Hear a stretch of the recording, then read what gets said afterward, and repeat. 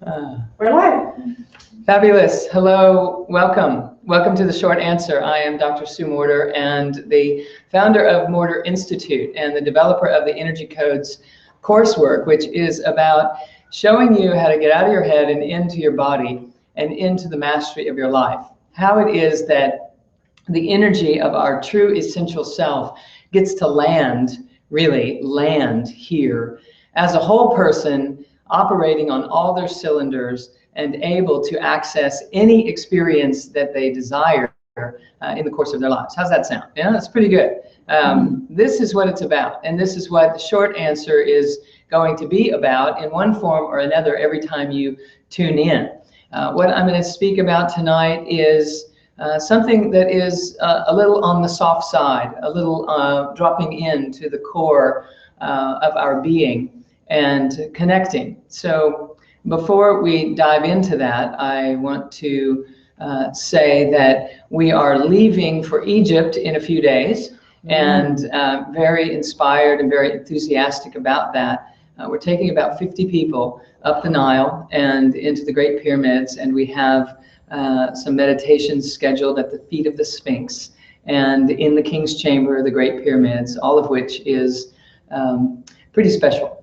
And I'm very much looking forward to that and sharing that with those of you that are going on the trip and those of you that are not. I am interested in you tapping in to the energy that we will be experiencing, enhancing, and sharing on that trip, because it is a journey about choosing love. It is a journey into ancient Egypt, where the project for humanity at that time was an exploration of choosing to dissolve the mental body and to connect with the heart space in a very big way as the anchor point for consciousness. And so in ancient Egypt, the healing chambers of the pyramids and the many temples up the Nile, there were many structures that were put in place for the enhancement of those vibrational frequencies coming together and landing in the system, in the energetic system, which is pretty fascinating when you think about the fact that science has come to a place where we are measuring the power of thought and measuring the power of love, and we have the technology to weave those measurements into some philosophy, some that is contemporary and some that is quite ancient, and to come to a place of living and being today that is actually the outpicturing of something that was set in motion thousands of years ago. So we are blessed to be on that wave. We are blessed to be carrying the awarenesses that we are carrying into that journey, and blessed by this conscious community to be able to spread that around the globe with the people that are tuning into this program. So know that from this moment on, we as a community are on a journey, more specifically than ever before, to have the experience of moving from an orientation of our thoughts and our driving intellect into really submerging ourselves into the presence of love and trusting that above and beyond all else. So we're going to talk a little bit about that this evening. There are a couple of things I'm to announce before we dive into that. So I wanted to just kind of dig in a little bit. So one of those is I'm very excited about. We have my co-teacher here in the house this evening as we are getting ready to launch the yoga teacher training program. The Morter Institute and Blooming Life Yoga are merging efforts. Myself and the beautiful Lily Kessler. Lily, we didn't talk about this, but come here. Come here for just a second. Just kind of squeeze in here and say hello to everybody. This is amazing. So this woman is a walking, talking love. And she is co-teaching this program with me about how to get a deeper understanding about yoga than anybody's ever had before, ever. And we're gonna pull that together. And so we're launching that program in March. And anything you want to say? I feel like this is my life's calling, and it is an honor of a lifetime to be working with my teacher, Dr. Sue Morter. And we have some really beautiful insights that we would love to share with you. And please join us. Fabulous. Thank you. Thank you so much. Thank you for being here this evening. Thank you. Sweet.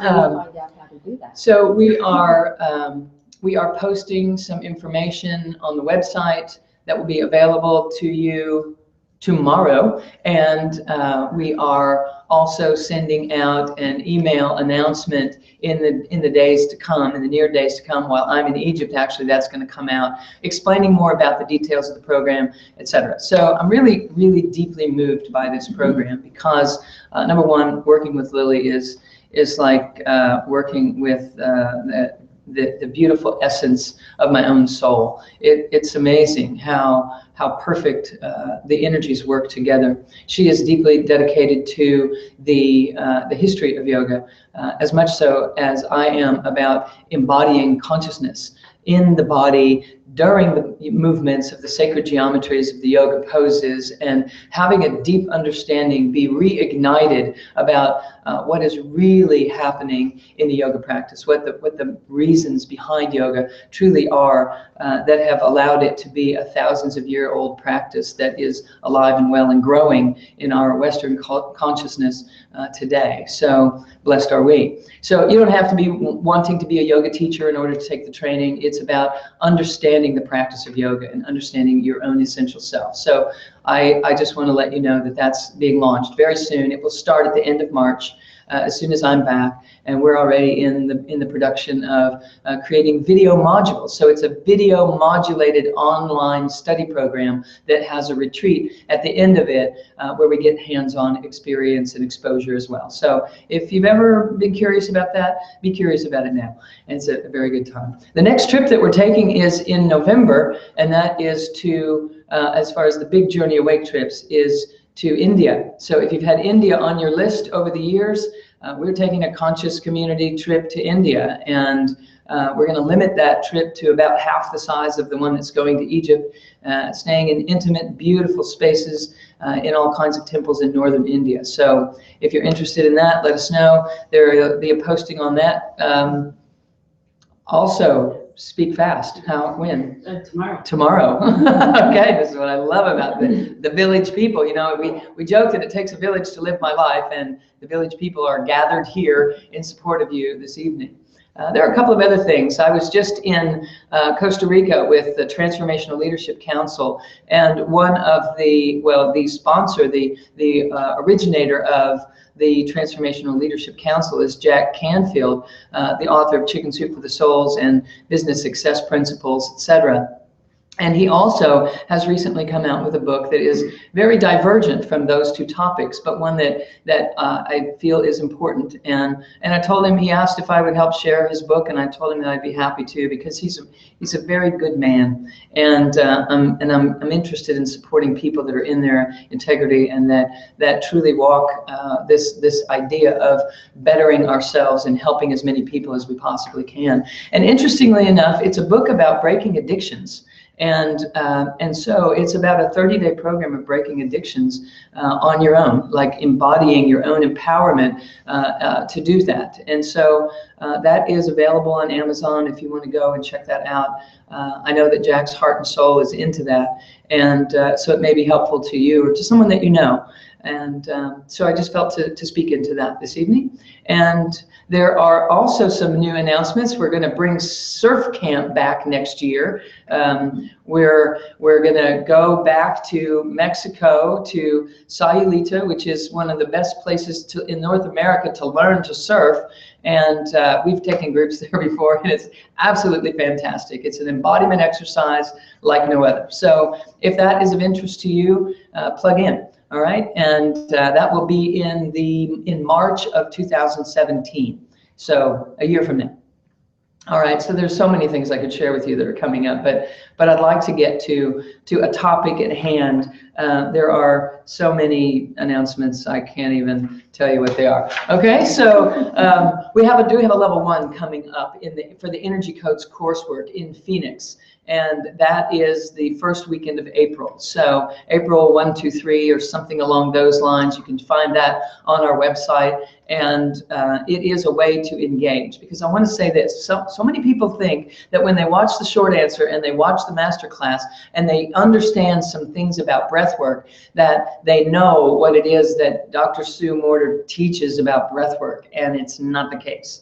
All right, there's a teeny tiny tip of the iceberg that we get to cover in the masterclass and in the short answer regarding the embodiment practices and exercises that I teach. And I don't want you to miss what it's really about. There is so much depth and so many intricacies of how to work with the breath and when to work with the breath and why to work with the breath that are made available in the coursework. So if you have an opportunity to get to Phoenix the first weekend of April, please join us for a level 1, as our level 2 is coming up in April as well. There is, yes, does anyone know the date for level 2?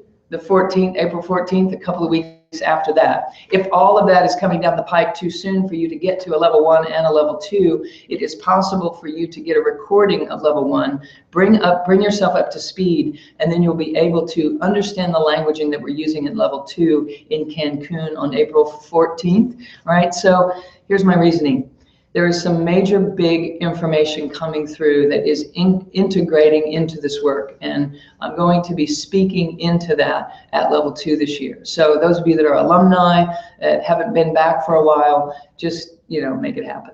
And if you're interested in plugging in and haven't yet, now is a really good chance for you to be infused with a tremendous amount of information in a pretty short period of time to change your life. It's springtime, it's just around the corner, and a lot is going to happen transformation-wise automatically this time of the year. It is the season for opening, for revealing what it is that we've been cultivating all winter long, what we've been introspective on, taking a look at, feeling, etc.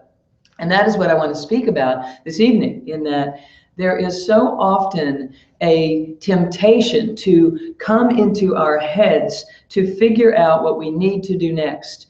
It may be a project that you're already engaged in, that you want to know, how do I stay inspired? How do I stay the course? How do I plug in and stay motivated? I jumped on some commitments in January as some resolutions. Maybe I had some revelations, etc. And I've got some momentum going. And here we are a few months into it. And I'm trying to keep it going, And sometimes, depending on where we live, this time of year has some serious weather associated with it that can bog us down, and gray skies in the Ohio Valley can certainly have their impact, etc. And what I want you to get is that there is a place within you that you have access to that is going to be your eternal inspiration.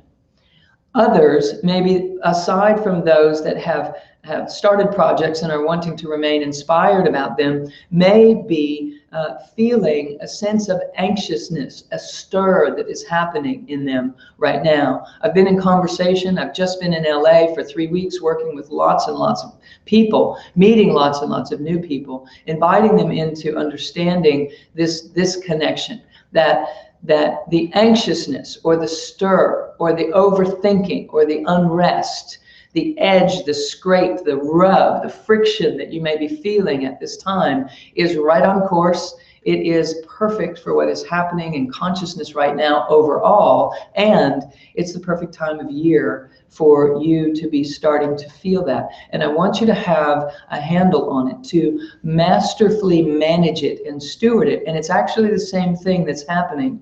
So, or I should say, two different things are happening. Someone has been inspired and now they're wanting to stay the course. Someone else is feeling anxious. They don't really know why. But I've been in these two conversations a lot recently, so I want to tie it together, because the solution for both of these states of mind is the same. And that is that you can't control your inspiration or your anxiety with your mind. You can't do it. It's not a job of the mind. The mind doesn't know those concepts. It knows how to name them, and it knows how to define them, but it is not of them. And so it ultimately cannot be your steward. It can't be the only impetus for you to move down the road. You become inspired when your heart opens. When your heart opens, what happens is the energetic vibration of the heart frequency hits upon the mental body and it starts to vibrate. One person that is integrated in a certain way will interpret that vibration as an inspiration. Another person that is anchored differently is going to interpret that vibration as anxiousness. But what is really happening is the vibration of the heart energy hitting the density of the mental body is occurring. And it cannot be, the anxiousness cannot be controlled by your mind. There are no amount of thoughts that you can think that will keep you feeling safe consistently, because safety isn't your ultimate goal. Safety isn't a good enough goal for you. It will never last. It's not sustainable, because as long as your goal is safety, you will only ever be operating at what I call the front side of the back side of the model. And what that means is you're developing some fine coping skills, but you'll only ever be coping. So what we have to do instead is to recognize, okay, what takes me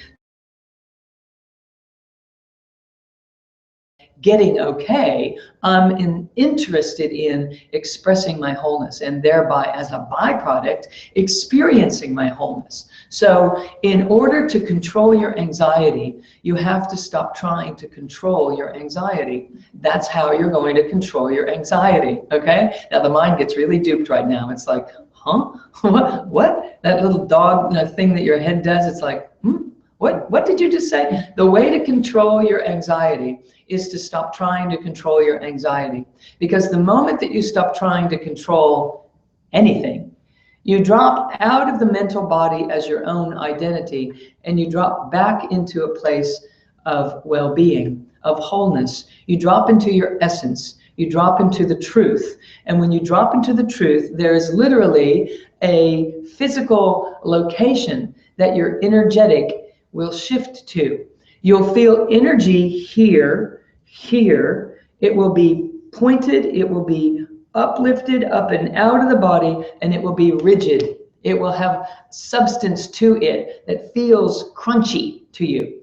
When you stop trying to control the anxiousness that you're feeling and you release, you just surrender, you just let go. The energetic orientation of your energy being, that orientation will anchor itself differently in your whole physiology. It will drop in and it will drop back. It will drop down and through and backward. So if you could just practice 100 times a day, 108 times a day. In fact, I have suggestions for you, 108 ways to manifest, to embody your magnificence. It is that. I'm talking to you about all the ways that you could just chill out, stop trying so hard, and recognize your magnificent being. What happens is you drop in. Literally, your energy being starts to orient itself in the heart space. I'd love for you to know how to close your eyes, drop in, drop down, drop back, sit down in there, squeeze Mula Bandha, and start breathing from that place. So here's what I know. Those of you that are in the coursework, you understand what I mean about the bus stop conversation. The bus stop conversation being a soulful contracts kind of orientation. When you were at the bus stop creating your soulful contracts, you were coming from this place that I'm describing right now. If you can build some circuitry to anchor that physically, anchor it in the body, and anchor some circuits down through your belly, down through your hips and your legs and your feet into the earth, you will come into contact with the you that knew what you were doing before you ever got here. Right? And sometimes it'd be really nice to be in touch with that one, because sometimes we wonder, what in the world was I thinking at the bus stop? Must have been a lofty day for me. Okay, so meaning that I've conjured up some doozies for myself in this life, in the soulful contracts and the engagements and the way that I'm exchanging with people. I must have thought I was up for the job. And the fact is you were. But you're not going to know that version of yourself until you drop in and sit down, literally, geographically, allocate yourself in the center of your chest, and it's going to be back further than you think it is. So if you found your heart before, drop back further, you're going to find a new version of it. It's a secret chamber in the heart that is actually the gateway between the dimensions that every indigenous spiritual teaching has referenced for thousands of years. It's in every one of them that I have found, and I've been looking for 15 years at as many of them as I could land my eyes on to understand what is the common ground, what is the message here. And that is what we're talking about in the embodiment piece of the energy codes. Now, this other individual who's been inspired and is trying to keep the momentum going, trying to keep it going, we have to understand this, that initially that inspiration was coming because of the vibrational uprising when the high frequency energy of their higher self hit their old belief systems and said, you're up for something more. You deserve something more. You're here for something more, and it's your time. Now is your time. And it showed up as a yes in your life, that in the holy days and coming into the beginning of the year is the perfect opportunity for someone to nail that, to catch it, to not miss it, and to be living and riding that wave. If that was you, through these past holy days, the holiday season, and into the new year, and your resolutions and the project of yourself that you've been on, and you're wanting to maintain your healthy eating, your exercise, your practice, your meditation, your breath work, your seated in your core presence, all of that is going to be served in this moment, because you're doing the same thing that the individual who's mastering their anxiety is doing. You too are dropping in and dropping down and not getting in your head about how to stay the course that wasn't inspired by your head in the first place. Do not get into your mental body in an attempt to try to keep momentum that was generated by your heart being. Your mental being can't do the job. It can't keep the momentum going that isn't of its own ilk. It's of a different generation. It's a different radio station. So what you have to do is ironically the same thing that the individual who's trying to maintain any anxiousness that they're experiencing right now in a settled state. It's not about suppressing your anxiety, nor is it about mustering your motivation. It's about dropping into your heart. Because when you are experiencing the love that is the truth of what is intended for this life experience, in fact, that's the only reason that your life experience is being experienced. It is that you are here for the purpose of finding additional ways to love. That's it. You came to find 1,008 more ways to love. So if you can just take this project of how do I stay inspired? How do I stay the course? I'm feeling the wobble. I'm feeling the dispersal.